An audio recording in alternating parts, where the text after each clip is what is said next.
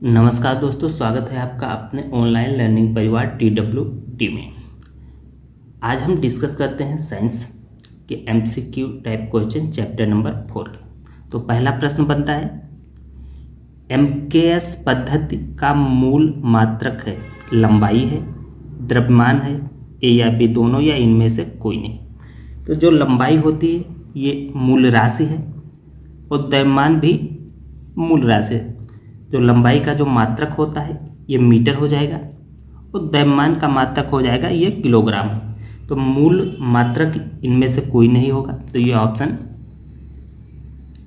D सही हो जाएगा। यदि पूछता मूल मात्रक तो मीटर या किलोग्राम इनके हो जाएंगे। ये मूल राशियां हैं दोनों, 7 मूल राशियां होती हैं। पहला हो गया आपकी लंबाई हो जाएगी, दूसरा आपका हो जाएगा द्रव्यमान,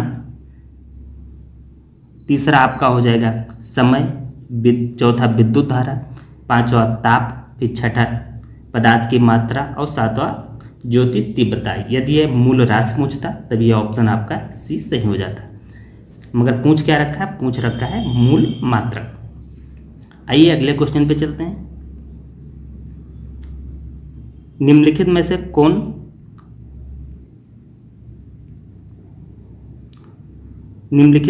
कौन मूल मात्रक नहीं है? समय, सेकंड, केजी, न्यूटन या कैंडिला। समय जो होता है ये मूल मात्रक है, ये समय का मूल मात्रक है। जो किग्रा है, किलोग्राम है, ये द्रव्यमान का मूल मात्रक है। और जो कैंडिला है ये ज्योति तीव्रता का मूल मात्रक है। तो इसमें से ऑप्शन आपका डी हो जाएगा, न्यूटन, क्योंकि न्यूटन ये मूल मात्रक नहीं है, ये मूल मात्रकों के अंतर्गत नहीं आता। मूल मात्रक हमारे पास 7 है, मीटर है, किलोग्राम है, सेकंड है, एम्पियर है, केल्विन है, मोल है और कैंडिला है। तो आइए अगले प्रश्न की तरफ चलते हैं। तो ये प्रश्न SI के मूल मात्रक हैं, कितने हैं? 7 हैं, 5 हैं, 6 हैं, 8 हैं। तो कितने मूल मात्रक हैं? हमने आपको बताया 7 मूल मात्रक होते हैं।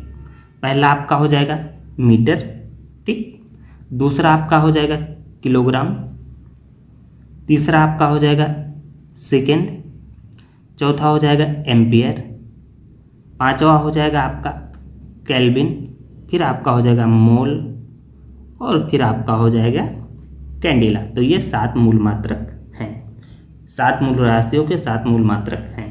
आइए अगला प्रश्न देखते हैं। जो अगला प्रश्न है आपका, अगला प्रश्न क्या कह रहा है? भौतिक मापन की विधि कौन सी है? तो ये CGS है या MKS है, A B दोनों है या इनमें से कोई नहीं। तो ये आपको बताना है कि भौतिक मापन की विधि कौन कौन सी है। तो ये और B दोनों, क्योंकि हम CGS पद्धति में मापते हैं और MKS पद्धति में भी मापते हैं, ठीक है। तो आपका ऑप्शन ये सी सही हो जाएगा। आइए अगले प्रश्न की तरफ बढ़ते हैं। अगला प्रश्न है, थर्मामीटर ताप का तापक्रम है सेंटीमीटर, एम्पियर, सेल्सियस या केल्विन। तो हम थर्मामीटर को किस में मापते हैं?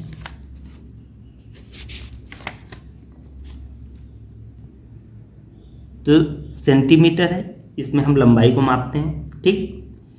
और जो एम्पियर है, एम्पियर में हम धारा को मापते हैं। केल्विन ये भी ताप की ही का है, मगर जो हम थर्मामीटर यूज करते हैं, थर्मामीटर में हम सेल्सियस यूज करते हैं, ठीक है। हम कहते हैं ना हमारे शरीर का जो तापमान है ये 37 डिग्री सेल्सियस होता है, जो सामान्य टेम्परेचर होता है। आइए अगला प्रश्न देखते हैं।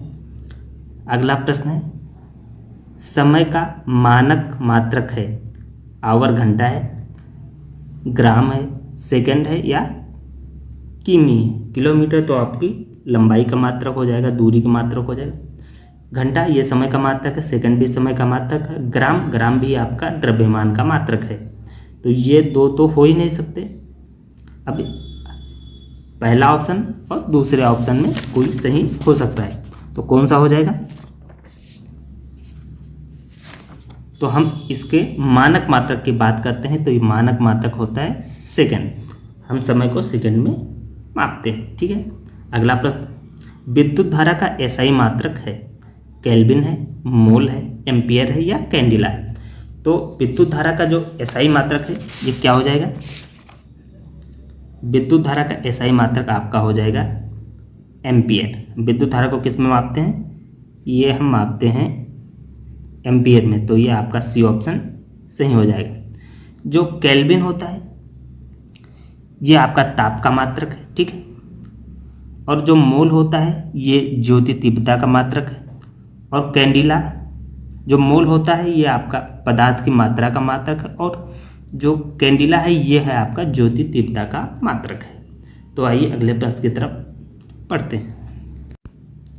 अगला प्रश्न है आपका, एक माइक्रोन बराबर होता है, ये 10 की पावर -6 मीटर है, 10 की पावर -8 मीटर है, 10 की पावर -4 मीटर है, 10 की पावर -9 मीटर है। तो एक माइक्रोन बराबर होता है, किसके बराबर होता है, ये होता है आपका 10 की पावर -6 मीटर, ठीक है। एक माइक्रोन बराबर 10 की पावर -6 मीटर।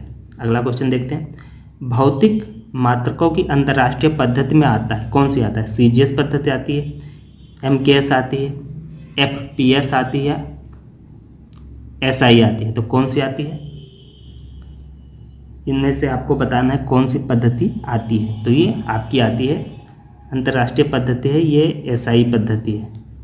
तो कौन सा ऑप्शन आपका सही हो जाएगा, एसआई पद्धति, ये आपका डी ऑप्शन सही हो जाएगा। आइए अगले क्वेश्चन की तरफ चलते हैं। तो ये आपका अंतर्राष्ट्रीय पद्धति, आपकी एसआई पद्धति जो हमने देख लिया, ये आपका डी ऑप्शन सही हो जाएगा। अब अगला क्वेश्चन देखते हैं, रेन गेज ये क्या है, ये वर्षा मापी यंत्र है, विद्युत धारा मापी यंत्र है, तापक्रम मापी यंत्र है या भूकंप मापी यंत्र है। तो रेन गेज क्या है, ये आपका आपको बताना है। तो ये आपका हो जाएगा वर्षा मापने के लिए, हम रेन गेज का उपयोग करते हैं वर्षा मापने के लिए कि कितनी वर्षा हुई। तो ये आपका ए ऑप्शन सही हो जाएगा। तो अगला प्रश्न है, इसको देख लेते हैं। अगला प्रश्न क्या कह रहा है, अगला प्रश्न कह रहा है किसी, इसको थोड़ा सा बड़ा करते हैं।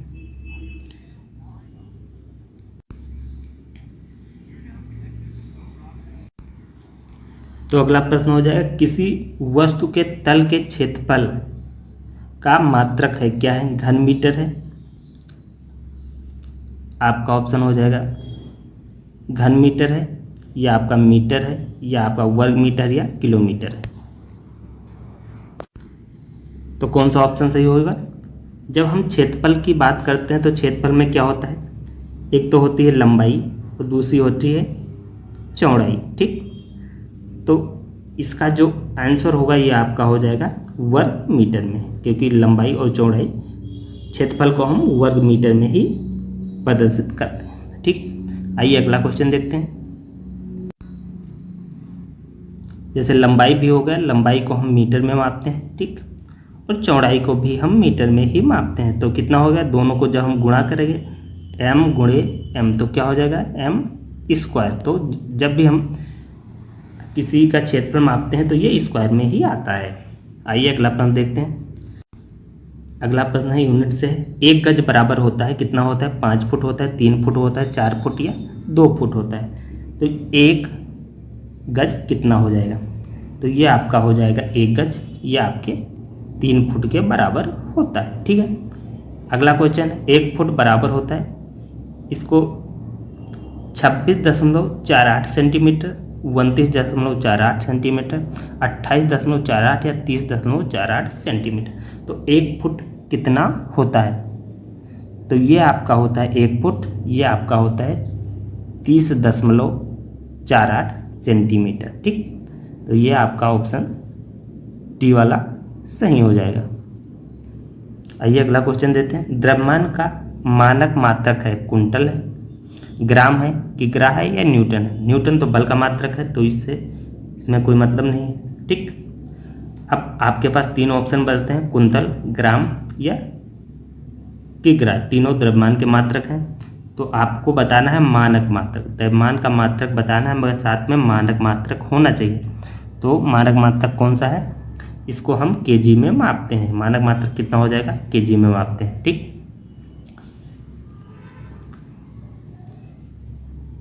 एक केजी में कितना होता है, 1000 ग्राम होता है। और जब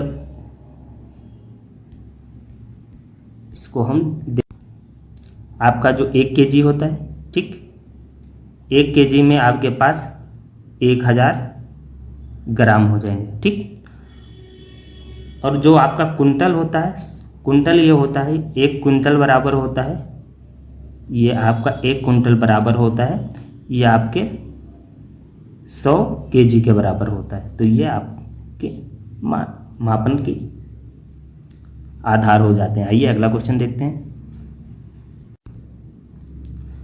ऐसा ही पद्धति में बल का मात्रक आपको भी पिछले क्वेश्चन में ही बताया था, क्या होता है, न्यूटन होता है, किग्रा मीटर प्रति सेकंड स्क्वायर होता है, मीटर पर सेकंड होता है, जूल पर सेकंड। तो कौन सा होता है, तो बल का जो एसआई मात्रक है ये आपका न्यूटन हो जाएगा। ए ऑप्शन सही हो जाएगा। ठीक, अगला क्वेश्चन देते हैं। बल का मात्रक है न्यूटन पर सेकंड स्क्वायर, किलोग्राम मीटर पर सेकंड स्क्वायर, या इनमें से कोई नहीं। तो ये आपको बताना है कौन सा ऑप्शन सही हो जाएगा।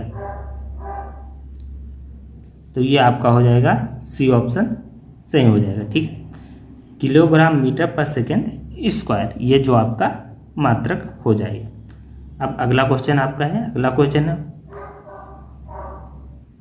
ये शायद फिर से रिपीटेड कुछ क्वेश्चन हो गया है। द्रव्यमान का मानक मात्रक है, तो ये आपका केजी हो जाएगा, ये आपका किलोग्राम हो जाएगा, केजी। ठीक है, तो ये रहे सारे एमसीक्यू टाइप क्वेश्चन इस चैप्टर के, जो हमने बहुत ही डिटेल्ड वे में एक्सप्लेन कर दिए हैं। इसमें से आपके सारे कॉन्सेप्ट क्लियर हो जाएंगे। तो इस वीडियो में बस इतना ही। इस वीडियो को आप लोग लाइक कीजिए, इसको शेयर कीजिए और चैनल को सब्सक्राइब कर लें। इस वीडियो में इतना ही। जय हिंद, जय भारत।